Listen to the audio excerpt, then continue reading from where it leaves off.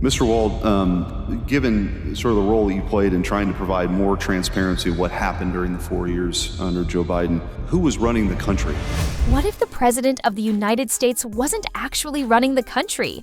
What if decisions that changed lives, disrupted global alliances, and reshaped America's economy weren't even authorized by the man whose name was on them? That's not a conspiracy theory. That's what Missouri Senator Eric Schmitt just exposed. And the fallout is more disturbing than anyone expected. During a high-stakes Senate Judiciary Committee hearing on President Biden's mental acuity, Democrats made a move no one expected.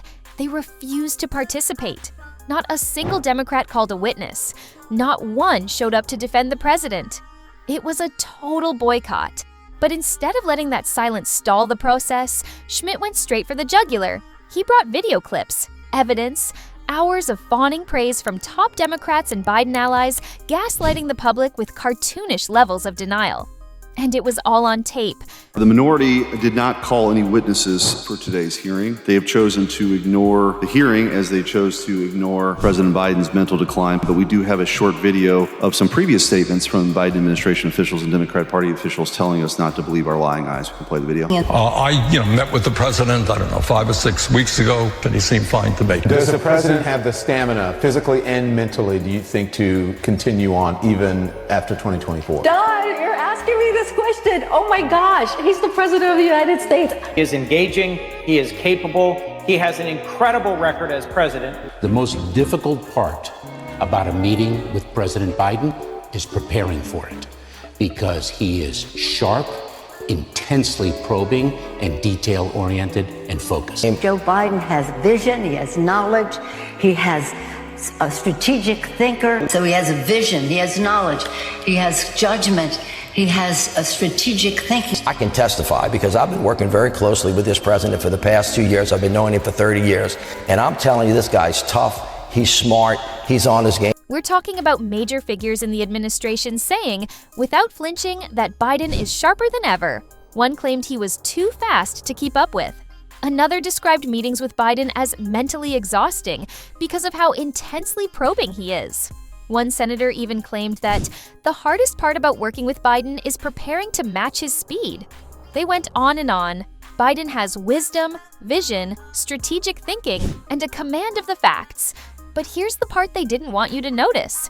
Some of the very same people who said those things were allegedly part of the effort to push Biden out. That's right. As reports swirled in recent months about top Democrats urging Biden to drop out of the 2024 race, several names in the mix were the exact people seen in Schmitt's video montage, so either they were lying to the public then, or they're lying now. Either way, it's a betrayal of trust on a massive scale, and it proves something we've all suspected. Under Joe Biden. Let's just take the last 2 years. It's a great question, Senator, and at some level, I'm not the right witness for this hearing. There should be members of the media here, his staff. If the Biden administration staffers and personnel wanted to put this to bed, they could very easily dispel all of this by saying, here are the documents that show the president assented to these actions. This wasn't just political spin, it was coordinated deception.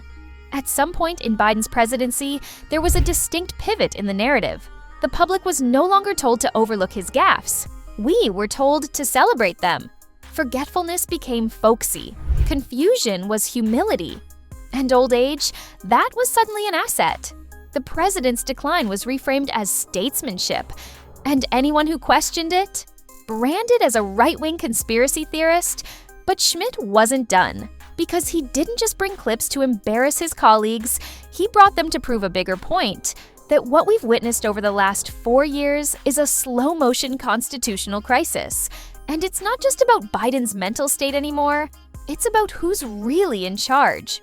To understand why that matters, look no further than the latest subpoena from the House Oversight Committee. They demanded testimony from one man, Dr.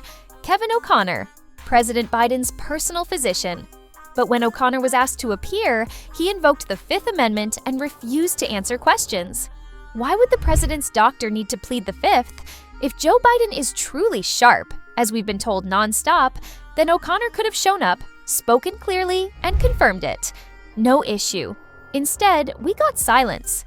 Another layer of secrecy in an administration already drowning in it. And it doesn't stop there. Witnesses were also questioned about who was really signing off on major policy decisions. In the Trump White House, there was a documented, rigid process to ensure the president's explicit approval. Every paper had to flow through the staff secretary and the policy office. Every action required clear documentation of the president's assent. But under Biden, that process seems to have vanished. Policy flows, executive orders appear, signatures are made. But with growing suspicion that Biden himself isn't reviewing or approving them. Enter the autopen. This device, a mechanical signature tool, has reportedly been used on several key orders.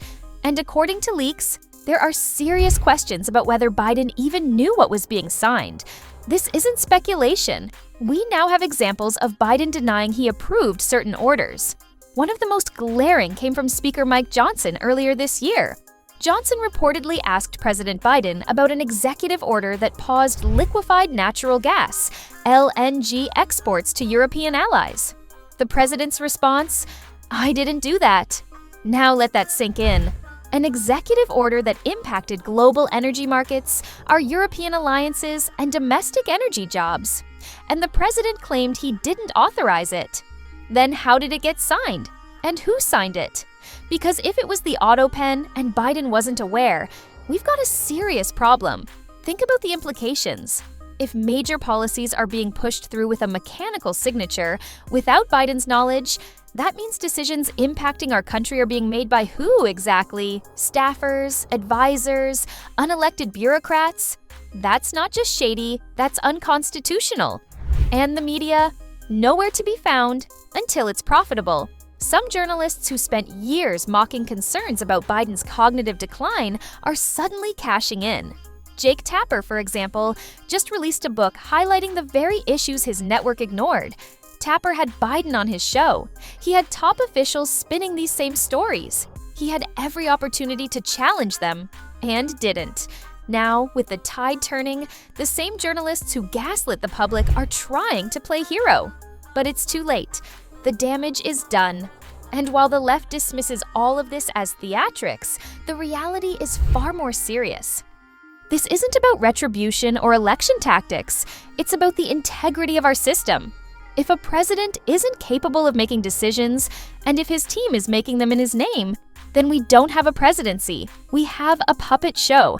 Senator Schmitt summed it up best. He reminded the committee that in a constitutional republic, only one person is elected by the entire country, the president. His signature is the only thing that makes a decision legitimate. If that signature is forged, auto-penned, or faked, we're not just bending the rules, we're breaking them. And now the big question, how many other decisions went through this way? How many pardons? How many executive actions?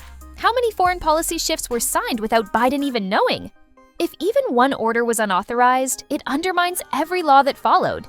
It opens a legal black hole, where no one can say with certainty that our president approved the things done in his name. This isn't about partisanship. It's about reality. And the reality is this: the American people may have been lied to about who's been running the country. So now we ask you, the viewers, do you think the president was really in control these last 4 years? Or have we been living through a silent coup, hidden behind smiles, staged speeches, and a mechanical pen? Let us know in the comments what you believe. Because if this happened once, it can happen again. And if no one answers for it now, who will stop it next time? Stay sharp, stay aware, and never stop asking the hard questions.